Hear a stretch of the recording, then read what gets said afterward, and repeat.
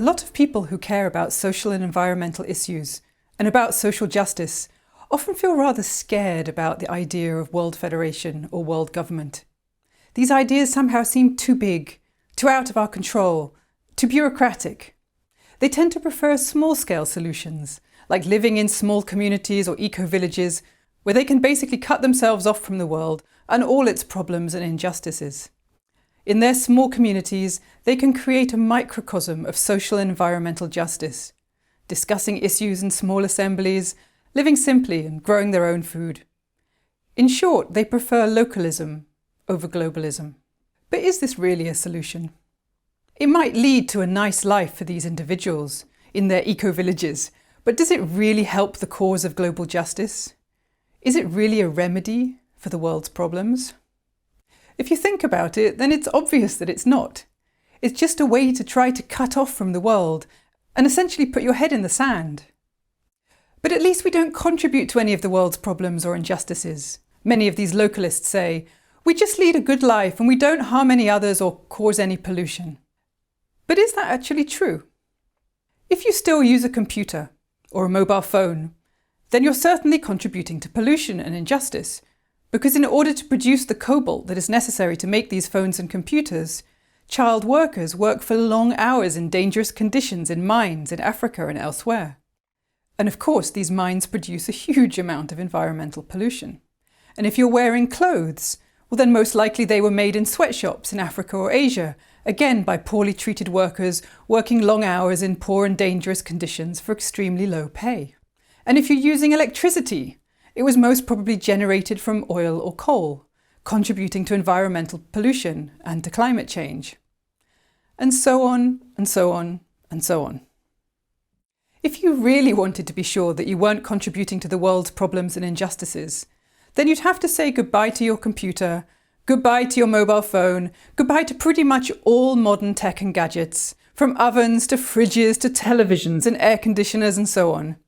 And if you wanted to use electricity, then you'd have to generate it yourself through solar panels or wind turbines that you'd also have to have made yourself from locally available materials.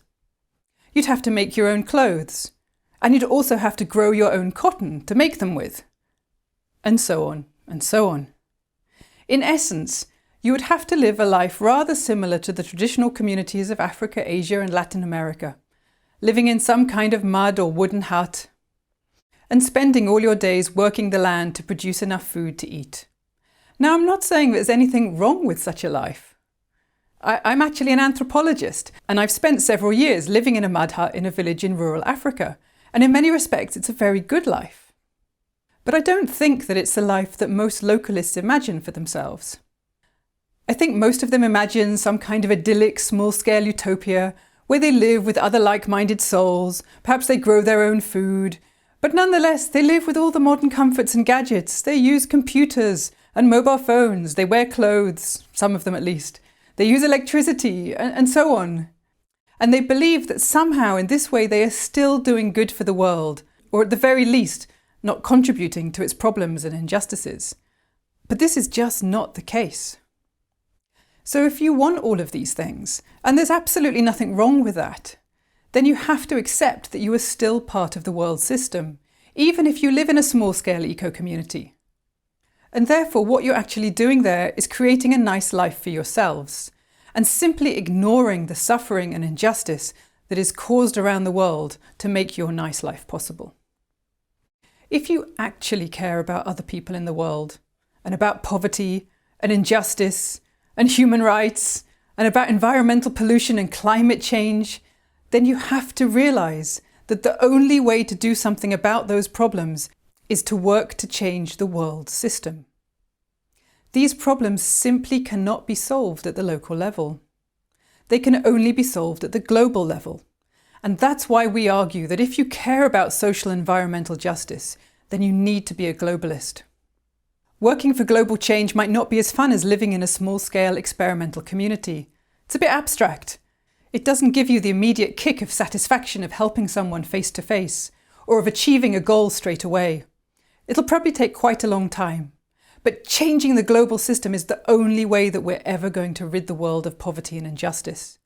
And it's probably the only way that we have a chance of saving the world from massive climate change and environmental destruction. If you truly want to solve these issues, then you need to work towards a democratic and just world system. One in which all the world's peoples have a say in how the world system is designed. And then create global courts and institutions to enforce these democratically made decisions. It may seem far off, but if we all work together, then it can be much closer than we ever imagined. So, are you a localist or a globalist?